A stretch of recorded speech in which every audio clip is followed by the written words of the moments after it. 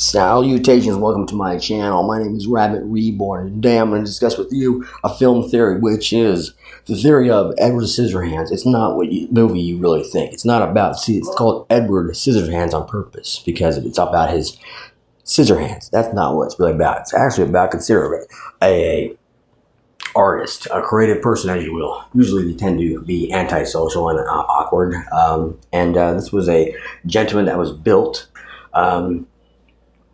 and then had a father die on him, and lived in a little castle by himself. So you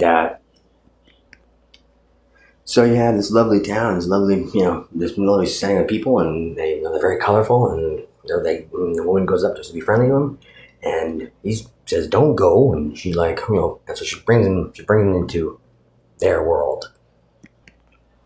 Well, they treated him just like they would any other creative or artistic person that wasn't especially famous. I mean, they were unknown, which he was. He was, of course, he wasn't really social. He didn't really know how to act, and they basically kind of just misused him, mistreated him, used him, and abused him. And he was not more of a person. He was more of a sideshow, like something you would, like a monkey that you brought to the party to start making, give him a banana. The family all says that Edward's going to do well, and everybody's going to love him, and then he goes to the bank, and they said, you got nothing. So basically, they give him a handicap card. So basically, they make up like the whole thing is about his handicap, his hands. But it has nothing to do with his hands. It's about Edward, and the mother is the one that says it. She says it doesn't matter. What if you get your hands fixed, and then you'll be like everybody else. You won't be special anymore. And the mom says, Edward, no matter what, Edward will always be special, because it didn't matter about his hands. It wasn't about his hands and what he could do, cutting people's yards and shit and doing all that stuff for him. People didn't love Edward for him. And the only one that really ended up loving him was Kim.